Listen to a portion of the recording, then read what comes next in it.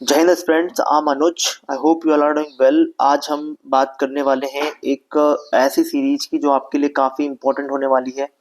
अगर आपने इस सीरीज को फॉलो किया तो आप देखेंगे कि आपका कम से कम 10 से 15 क्वेश्चन आपके यहाँ से बनने वाले हैं। आप किसी भी एग्जाम में बैठे, आप देख पा रहे हैं मैंने इसमें इसीलिए लिख दिया है कि जियोग्राफी फॉर ऑल, यानी किसी के भी आप किसी भी एग्जाम की तैयारी कर रहे हैं। लाइक अगर वो आप एनडीए की कर रहे हैं, है ना, आप तैयारी कर रहे हैं सीडीएस की, आप तैयारी कर रहे हैं सीएपीएफ की, है ना, या फिर आप तैयारी कर रहे हैं आपके जो बेसिकली क्या होते हैं एफ एफ टैट की, है ना, एफ टैट की, है ना। तो आप इन एग्जाम्स में से किसी भी एग्जाम से बैठ रहे हैं डिफेंस के, इवन अगर आप यूपीएसआई का फॉर्म भरे हैं, है ना, और अगर आप यूपी जो है एससी का फॉर्म भरे हैं कोई भी, और यूपी के जो एग्जाम्स हैं यूपी पीएससी वगैरह इनको अगर आपने भरा है तो इनके लिए काफ़ी प्रोमिनेंट होने जा रहा है वीडियो। याद रखिएगा, मैं पर डे एक क्वेश्चन मैं लगभग 45 मिनट्स की एक क्लास लाऊंगा जो कि ज्योग्राफी की होगी, जिसमें मैं पूरी आपकी जितनी भी ज्योग्राफी है, वर्ल्ड ज्योग्राफी, उसको कवर करूंगा पहले, है ना। और टॉपिक्स मैं अभी आपको दिखाऊंगा, आप देख लीजिएगा। मैं ज़्यादा आपसे नहीं कहता, लेकिन आप इस पॉइंट को याद रखिएगा, अगर आपने इस सीरीज को फॉलो किया तो फायदा क्या होने वाला है। जो भी टॉपिक हम कवर करेंगे, है ना, जो टॉपिक हमारा कवर होगा उसके 30 एमसीक्यू, टॉप 30 एमसीक्यूज हम लोग उसी दिन किल कर लेंगे, यानी दूसरे दिन हम उसके कर लेंगे, पहले दिन हम थ्योरी देखेंगे। तो 45 मिनट की थ्योरी क्लास होगी, फिर उसके एमसीक्यूज हम सॉल्व करेंगे लगभग आपका 20 मिनट में। तो 20 मिनट में 35 क्वेश्चन हम लोग या 30 क्वेश्चन हम पर डे डिस्कस करेंगे। तो ये काफी इंपॉर्टेंट सीरीज होने जा रही है। मैं आपसे बस इतना ही बोलूंगा, अगर आप इसको देखते हैं तो आपका 10 नंबर कहीं नहीं जाएगा। 10 मार्क्स की ज्योग्राफी यहाँ से पूछी जाती है इन सारे एग्जाम्स में। तो कैसे कवर करेंगे हम लोग, पहले थोड़ा सा एक ब्रीफ बनाते हैं, फिर उसको हम लोग आपको बताते हैं। यहाँ पर आप देखिए, ज्योग्राफी की अगर हम बात करें तो ज्योग्राफी को बेसिकली हमने 3 भागों में यहाँ पे डिवाइड किया है। ज्योग्राफी के जितने ही पोर्शन है वो वर्ल्ड ज्योग्राफी हो सकती है, इंडियन ज्योग्राफी हो सकती है, और इन्वायरमेंट और इकोलॉजी हो सकती है। यूपीएससी इन एग्जाम्स में यहाँ से क्वेश्चन कंफर्म बनाता है। याद रखिएगा, इंडियन ज्योग्राफी से भी क्वेश्चन आते हैं, यहाँ से 10 क्वेश्चन आराम से आपको देखने को मिल जाते हैं। इन्वायरमेंट इकोलॉजी से 5 क्वेश्चन से 6 क्वेश्चन आ जाते हैं, और इंडियन ज्योग्राफी से कम 10 से 12 क्वेश्चन आते हैं। तो लगभग वही आप मान के चलिए 25-26 क्वेश्चन आपको देखने को मिलेंगे। रेशियो कम ज्यादा हो सकता है। तो याद रखिएगा, ज्योग्राफी कवर करना कितना इंपॉर्टेंट बन जाता है बेटा, ये बात आप याद रखिएगा। सो टुडे आज अपन डिस्कस करेंगे सबसे इंपॉर्टेंट जो है आपका, जो सबसे पहले वर्ल्ड ज्योग्राफी के टॉपिक्स होंगे।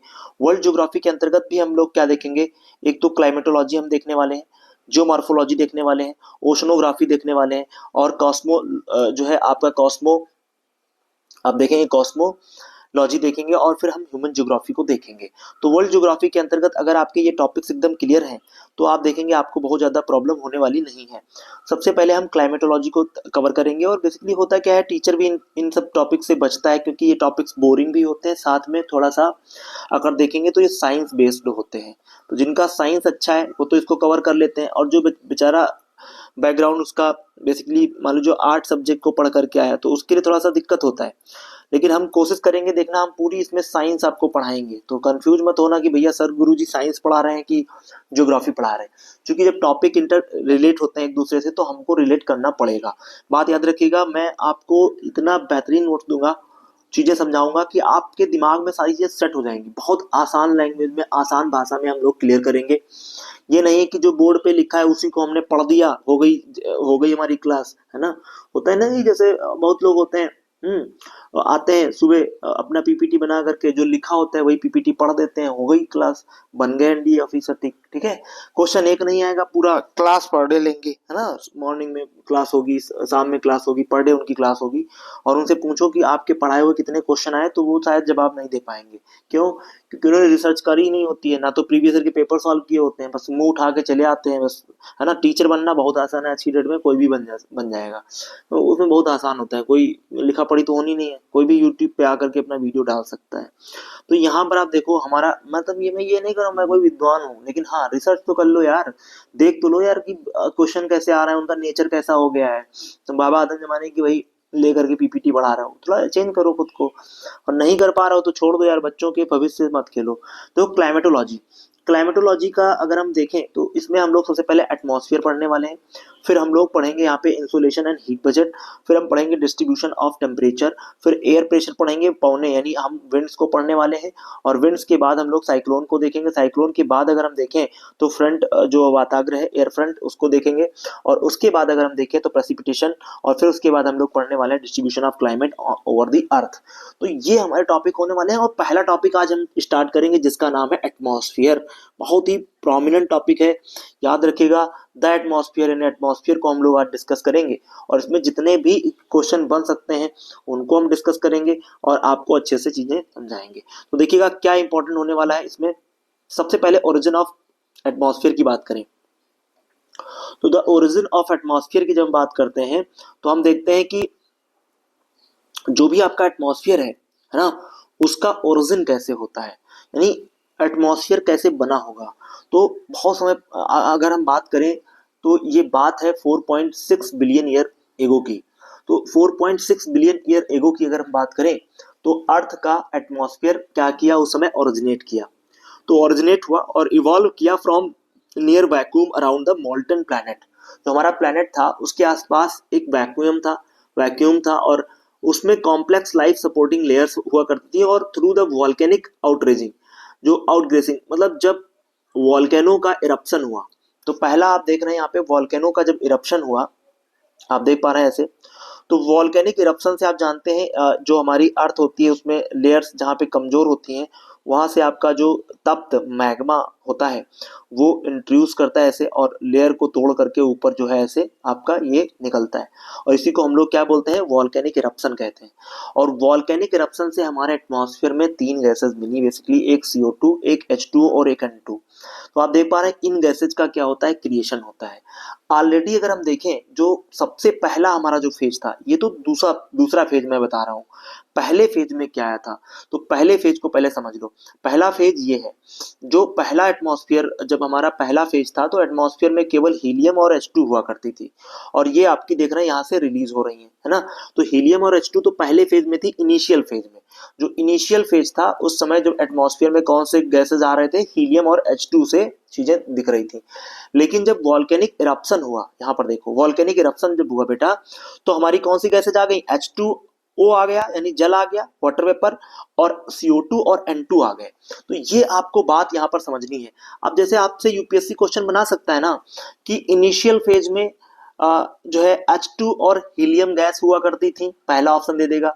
दूसरा ऑप्शन यूपीएससी दे देगा कि H2 और जो हीलियम थी वो इनिशियल फेज में थी एंड सेकेंड फेज में जब वॉल्केनिक इरप्शन हुआ तो वॉल्केनिक इरप्शन के द्वारा हमारे एटमॉस्फेयर में H2O और हमारी जो है CO2 और हमारा जो H2 है, हाइड्रोजन है, ये सब गैसेज रिलीज होने लगी और N2 बेसिकली। और कुछ हद तक अगर हम देखें वॉल्केनिक इरप्शन से NH3 भी कहीं कहीं देखने को मिली, NH3 भी आपको यहीं पर देखने को मिलेगी। और जो CH4 है, मत भूलिएगा, कार्बन ये आपका होता है मार्स गैस जिसे कहते हैं और इसको हम लोग मीथेन कहते हैं। तो मीथेन गैस का भी कहीं ना कहीं क्रिएशन हुआ। तो ये सब गैसेस वॉल्केनिक इरप्शन के द्वारा आई। और ये बात हो रही कब की, 4.6 बिलियन ईयर एगो की बात हो रही है, ये बात याद रखिएगा। ये सब प्रक्रियाएं चल रही हैं। उसके बाद क्या हुआ आपको पता है कि जब जो हमारे शैवाल है बेसिकली, शैवाल वगैरह जब वाटर में आए तो उन्होंने क्या किया, उन्होंने किया आपका जो है आपका, आप जानते हैं इन्होंने क्या किया, जो हमारे शैवाल होते हैं है ना, एल्गी वगैरह, तो शैवाल वगैरह ने फोटोसिंथेसिस करा। फोटोसिंथेसिस बोले तो जो हमारा एयर की प्रेजेंस में, आप कह सकते हैं सन रेज की प्रेजेंस में इन्होंने क्या किया, भोजन बनाया, फोटोसिंथेसिस करी और O2 को क्या किया, रिलीज किया। तो उसके बाद हमारे एटमॉस्फेयर में O2 का भी एक अच्छा संगठन हो गया या कंपोजिशन हो गया।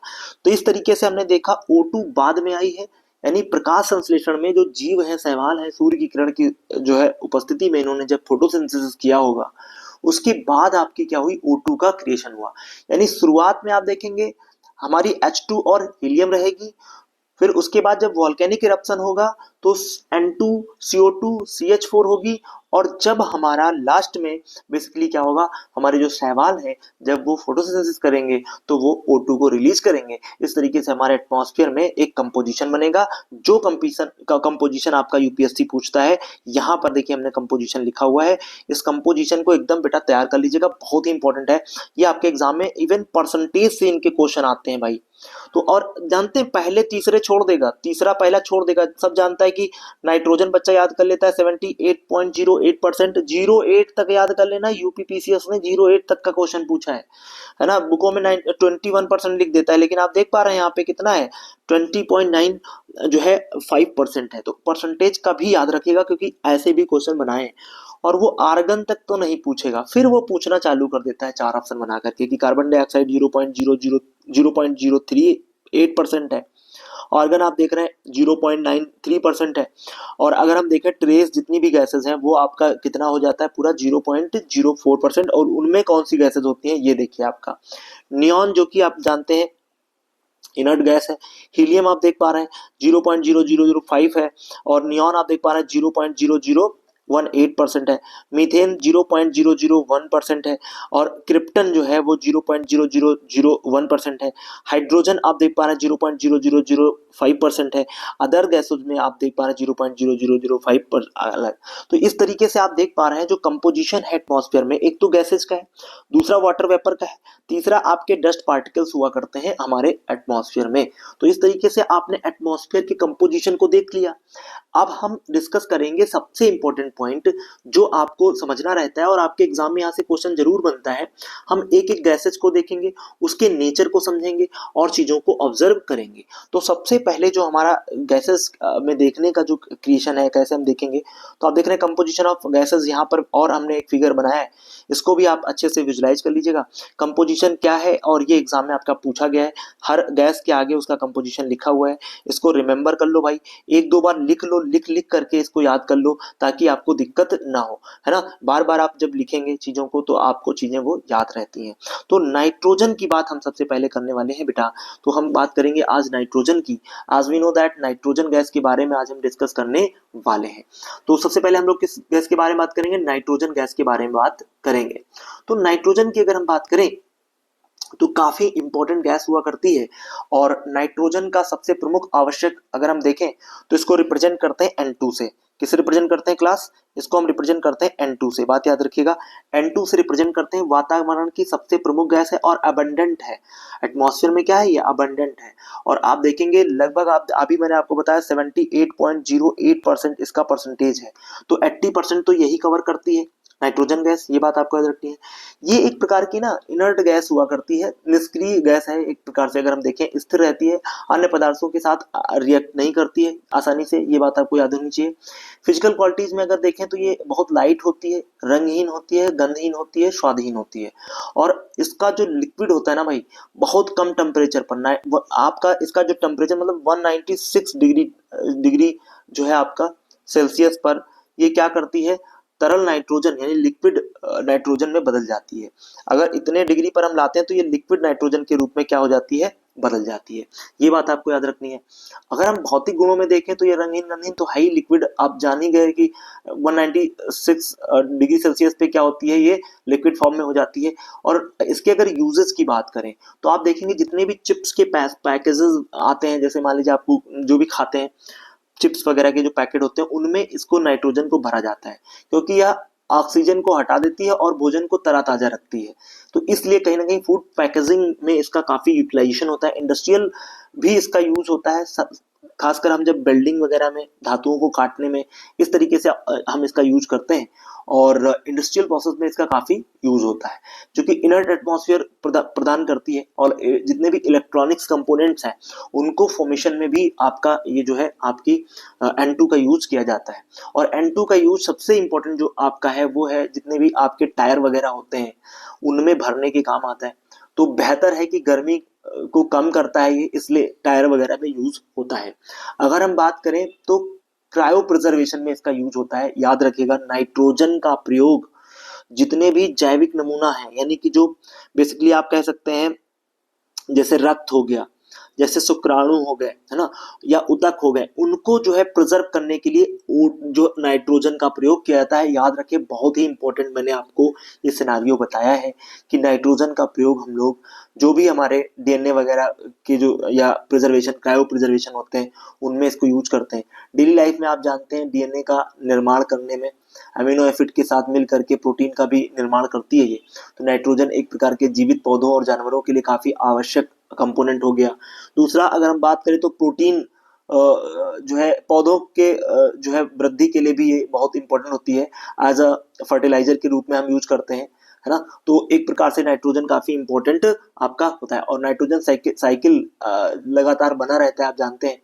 और सबसे बड़ी बात यह है कि ऑक्सीजन के साथ मिल करके ये आग बुझाने का काम करती है, अक्रिय होने के कारण, है ना। खतरनाक वातावरण जैसे जहरीली नहीं होती है, तो बंद कमरे में अगर नाइट्रोजन भर जाए तो ऑक्सीजन को हटाकर दम घोट सकती है, यानी ये ऑक्सीडेशन कर सकती है, ये आपको समझने की जरूरत है।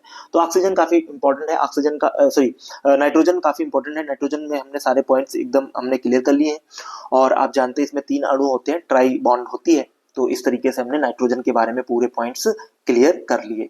सो नाउ अब हम देखेंगे इसी में O2 ऑक्सीजन गैस के बारे में देखेंगे। तो ये सारे पॉइंट्स आई होप आपको समझ में आ रहे होंगे। एक एक पॉइंट हम देख लेते हैं। यहाँ पे अगर हम देखें तो नाइट्रोजन के बारे में हमने कुछ पॉइंट्स लिखे हैं।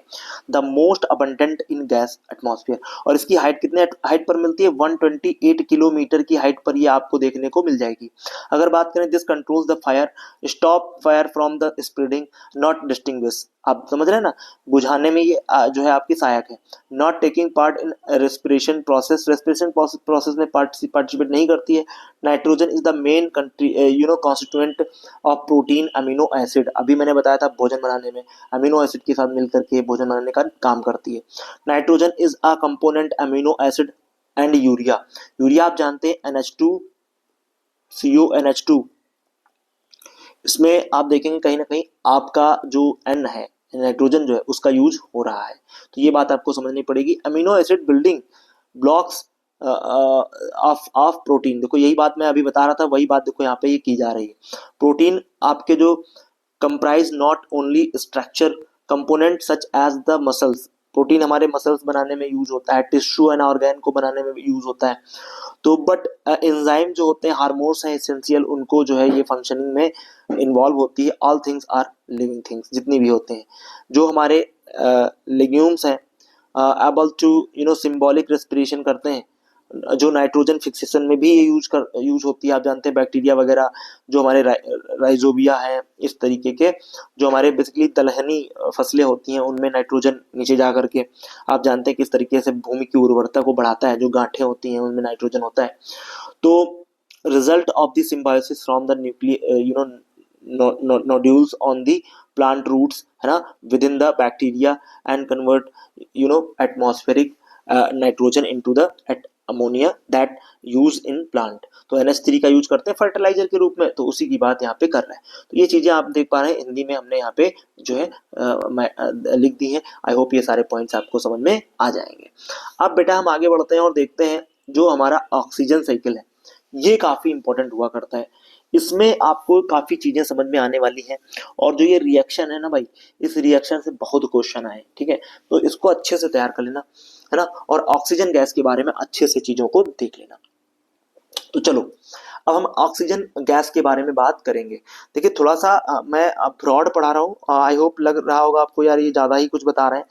जितना भी पॉइंट जान लोगे भाई ना, वो बहुत इंपॉर्टेंट है। बार बार इस वीडियो को देख लेना, समझ लेना, अंडरस्टैंडिंग एक बार बना लोगे। मैं चीज़ों को बहुत सरल करने के पूरा प्रयास मैं कर रहा हूँ। आई होप कि आपको सारी चीज़ें समझ में आएंगी, प्रॉब्लम आपको नहीं होगी, ठीक है। तो ऑक्सीजन की अगर बात करें, oxygen up to the height of 16 kilometre, वो कितना था, 128 किलोमीटर की ऊंचाई पर मिलती थी, ये 16 किलोमीटर की ऊंचाई पर मिल रही है। कौन सी, ऑक्सीजन यानी O2। तो अगर कॉल्ड ब्रीद लाइफ, इसको लाइफ भाई लाइफ है। अगर आपको ऑक्सीजन नहीं मिलेगी तो आपकी डेथ हो जाएगी, जाहिर सी बात है। तो रेस्पिरेशन प्रोसेस में ये यूज होगी। Released by the green plant during the photosynthesis process, आपको पता है जो प्लांट्स होते हैं वो रिलीज करते हैं इसको जब फोटोसिंथेसिस का प्रोसेस होता है।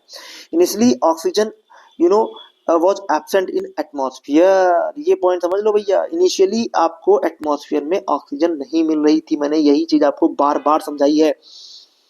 And I will tell you कि भैया यूपीएससी क्वेश्चन बना लेगा, वो बनाएगा 4 ऑप्शन, कहेगा इनिशियली फेज में ऑक्सीजन मिलती थी, बाद में कहेगा नहीं मिलती थी, ऐसे बना करके कोड बनाएगा। आप समझ लेना इस चीज को। This helps to burning combustion process, यानी कि ज्वलन में सहायक होती है, ये बात आपको याद रखनी होती है। अब इस आप बेसिकली इस फिगर को देखें और इस रिएक्शन को हम समझाने का प्रयास करेंगे, आप लोग समझिएगा अच्छे से बेटा, और मैं पूरी होप करूंगा कि आपको पूरा एकदम विधिवत तरीके से समझ में आने वाला है। ठीक है। तो क्या होता है ये आपका ऑक्सीजन का जो ये प्रोसेस है, इसमें क्या चीजें बनती हैं, कैसे आपको चीजें समझनी होती हैं, उनको हम लोग डिस्कस करेंगे। देखिए ग्लूकोज जो होता है ना, जो ग्लूकोज होता है बेसिकली, तो ग्लूकोज क्या करता है, आप देख पा रहे हैं यहाँ पे ग्लूकोज जो है उसके 6 कार्बन होते हैं मॉलिक्यूल्स में। यानी इसका जो फार्मूला होता है बेसिकली वो क्या होता है आपको पता होना चाहिए। जो इसका फार्मूला है बेटा वो क्या होता है, इसका फार्मूला बहुत ही इंपॉर्टेंट होता है और एग्जाम में आपके पूछता है। तो आप जानते हैं जो बेसिकली ग्लूकोज है, ग्लूकोज का जो फार्मूला होता है ग्लूकोज का, वो होता है आपका, नोट कर लीजिएगा, C6H12, C6H12, है ना, O6। ये आपका क्या है, ग्लूकोज है। और ये इन साइटोप्लाज्म यानी कोशिका में ग्लूकोज जब जाता है तो बेसिकली आप देखेंगे जो आपका जो ग्लूकोज है, यानी ग्लूकोज जिसको शर्करा कहते हैं हम लोग, याद रखिएगा इसको शर्करा कहते हैं, तो ग्लूकोज ही शर्करा है। तो शर्करा के जो 6 आपके क्या है, कार्बन के 6 जो अणु हैं, आप देखेंगे जब ये कोशिका द्रव्य में जाएंगे तो ये पारुवेट में टूट जाएंगे। पारुवेट क्या होगा आपका, एक प्रकार का पारुवेट जो है, कार्बन के 3 जो है मॉलिक्यूल होंगे जिसमें ये टूट जाएगा और टूट करके ये एनर्जी रिलीज करेगा, जिस एनर्जी को हम लोग ऊर्जा के रूप में जानते हैं। तो O2 की और ये सब जो प्रक्रिया होगी ये एब्सेंस ऑफ O2 होगा, यानी O2 के एब्सेंस में हो रहा है। यानी O2 के एब्सेंस में ये क्रिया हो रही, देख रहे हैं आप यहाँ पे O2 के एब्सेंस में क्रिया हो रही है।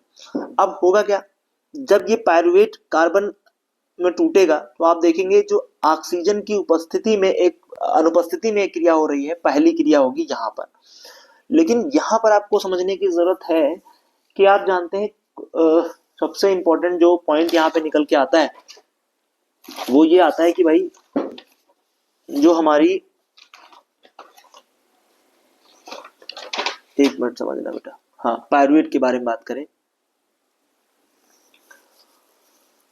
तो कभी कभी हम बहुत देखते हैं कि जो काफी इंपॉर्टेंट चीजें हमारी जो कभी कभी हमारे जो एग्जाम में पूछी जाती हैं, वहां से हम चीजों को यहाँ पर जो है देखेंगे कि किस तरीके से जो हमारा बेसिकली कोशिका होती हैं, कोशिकाएं जो होती हैं, तो कोशिकाएं क्या होती हैं, जैसे ग्लूकोज होता है वो कार्बोहाइड्रेट में सबसे पहले टूटेगा और कार्बोहाइड्रेट में टूट करके वो शर्करा ग्लूकोज और एनर्जी को देगा। और ये जो एनर्जी होगी हमारी कोशिका में आएगी थ्रू रुधिर, यानी जो हमारा ब्लड है उसके और O2 प्लस ग्लूकोज, जो ग्लूकोज है और जो O2 है, यानी O2 और ग्लूकोज दोनों, ग्लूकोज तो O2 और जो ग्लूकोज है ये दोनों जो है हमारे रिलीज होंगे और कोशिकाओं के अंतर्गत जाएंगे और हमें एनर्जी प्रदान करते हैं। और कोशिकाओं में जाने के बाद आप देखेंगे जो कार्बोहाइड्रेट होता है ना वो क्या करता है, टूट जाता है और इससे लाइकली ढेर सारी क्या होती है, एनर्जी में ये ब्रेक डाउन करता है और वो उससे हमें एनर्जी मिलती है। तो ये जो आपको कितने लोगों को ये समझ में आया कि भैया ग्लूकोज के 6 कार्बन अणु यानी C6H12O6 जो होता है ये क्या होता है, क्या करेगा कि कोशिका में द्रव्य में जा करके पायरुवेट अणु को क्रिएट करेगा, साथ में एनर्जी भी रिलीज करेगा। क्यों, क्योंकि ये कार्बोहाइड्रेट के रूप में बदलेगा और कार्बोहाइड्रेट टूट करके एनर्जी रिलीज करेंगे, साथ में पायरुवेट अम्ल को रिलीज करेंगे। आप यहाँ पर देख रहे हैं absence of oxygen. Absence of oxygen में पहला देखिए 3 रिएक्शन यहाँ पे बनेंगी, ठीक है। तो एक तो एब्सेंस ऑफ, आप देख पा रहे हैं क्या, ऑक्सीजन में ईस्ट बनेगा, ईस्ट के साथ अगर हम देखें तो एथेनॉल, और एथेनॉल प्लस कार्बन डाइऑक्साइड और एनर्जी आपकी यहाँ पर रिलीज होगी। तो यहाँ पर आपको ये समझना जो पायरुवेट अम्ल है ना, 3 कार्बन अणु ऊर्जा उत्पन्न करेंगे और ये पायरुवेट जा करके ईस्ट यानी फफूंद जो होती है, ईस्ट मतलब फफूंद, फफूंद में जा करके क्या कर जाएगा, टूट जाएगा, फफूंद में टूटेगा, फंगस को क्या करेगा, रिलीज करेगा। और जो फंगस है वो CO2 की अनुपस्थिति में क्या करेगी, श्वसन करेगी, है ना। तो और इससे आपका क्या बनना है, एथेनॉल बन रहा है। आप जानते हैं एथेनॉल होता है C2H5 and you can say that C2H5 and C2H5OH, है ना। तो C2H5OH होता है, ये बात आपको याद रखनी है। C2H5OH ये हमारा क्या होता है, एक मिनट ये थोड़ा सा लिख नहीं रहा है, यहाँ पे लिख दे रहा हूँ C2H5OH। तो ये क्या है आपका, ये हमारा होता है एथेनॉल। तो एथेनॉल ये क्या करेगा, बनाएगा।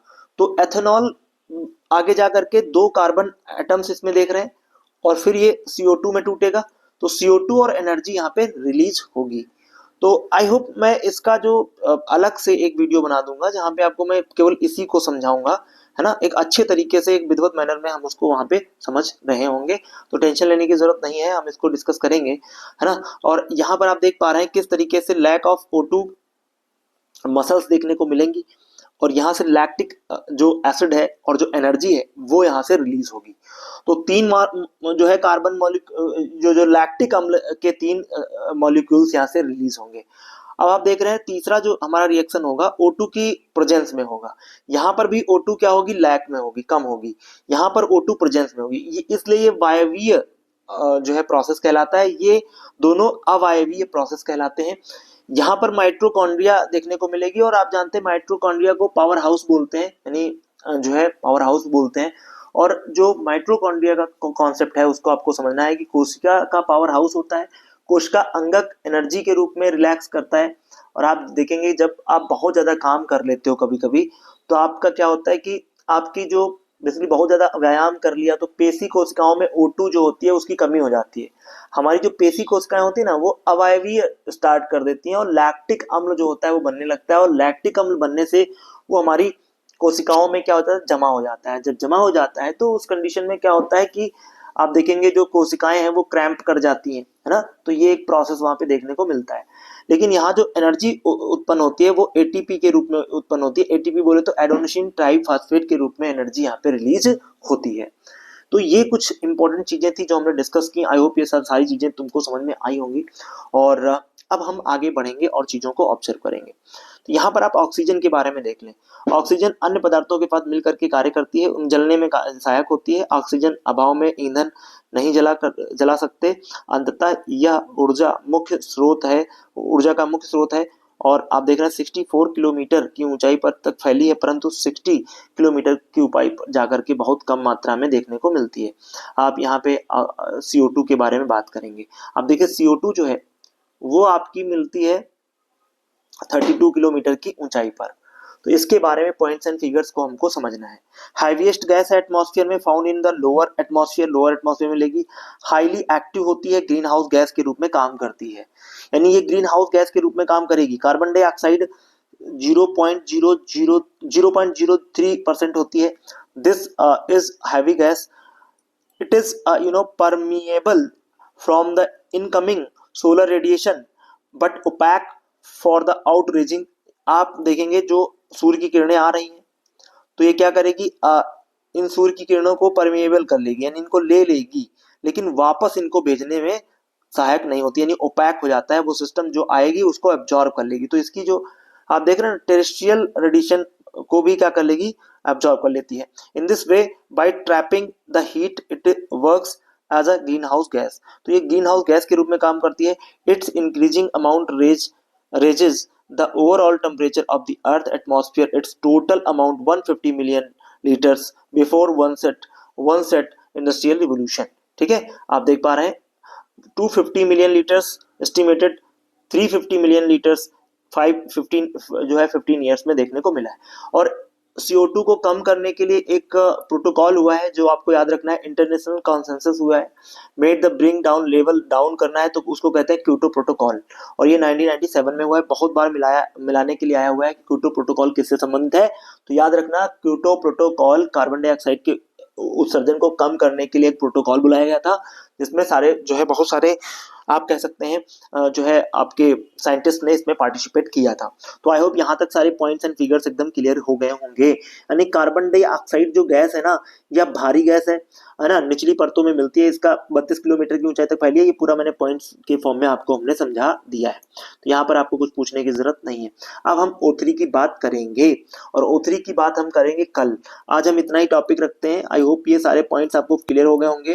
तो आज इतना ही रखेंगे। कल हम O2 को डिस्कस करेंगे। तो कल आप आओ और कल हम यहाँ से आगे डिस्कस करने वाले हैं। तो कल पहले हम यहाँ तक जो एमसीक्यूज बनाए 15 एमसीक्यूज करेंगे, फिर हम आगे जो हमारा होगा उसको हम लोग डिस्कस करेंगे। तो आई होप ये वीडियो आपको बहुत अच्छे से समझ में आया होगा, ठीक है। और वो जो रिएक्शन वाला है आपका, उसको मैं अलग से बना करके उसको अच्छे से समझा दूंगा। तो अलग उसका एक वीडियो ले आऊंगा 10-15 मिनट का, उसमें सारी चीजें मैं बहुत अच्छे से एक्सप्लेन कर दूंगा। थोड़ा सा अभी उसको रिवीजन मुझे भी करना है, क्योंकि मेरे ये नोट्स हैं उस समय के जब मैं साइंस वगैरह पढ़ता था। तो साइंस अभी मैं साइंस को बहुत अच्छे से करने वाला हूँ, और कल या परसों से मैं साइंस का भी वीडियो डालना चालू करूंगा। और साइंस के सारे पीपीटीज मैंने अपने निकाल लिए हैं, और जो पहले का जो हमारा प्रोसेस है उसको हम चालू करेंगे। साइंस भी मैं आपको पढ़ाऊंगा, और बहुत बेहतरीन तरीके से, मत भूलिएगा। साइंस मेरा सबसे फेवरेट और आप देखेंगे सबसे बेहतरीन रहा है, चूंकि मेरा जब भी कभी कॉल बना है सीडीएस में या एनडीए में तो साइंस की वजह से बना है। और साइंस एक ऐसा सब्जेक्ट है, अगर आप अच्छे से तैयार कर लेते हैं ना, तो वो सब कॉन्सेप्ट बेस्ड होते हैं, और आपके प्रीवियस नॉलेज को भी आप वहाँ पे इम्प्लीमेंट कर सकते हैं। तो ये काफ़ी इंपॉर्टेंट चीज़ें हमने आपको बताई। आई होप ये वीडियो आपको समझ में आया होगा। अगर वीडियो समझ में आता है तो भाई कमेंट वगैरह कर दिया करो, है ना, और लोगों को शेयर कर दो, ठीक है। तो थैंक्स फॉर वॉचिंग। और अगर आप देखते हैं वीडियो को, है ना, तो शेयर करने में मुझे नहीं लगता कुछ आपका बहुत कुछ जाने वाला है, ठीक है। तो आई होप ये चीज़ें समझ में आई होंगी। Thanks for watching.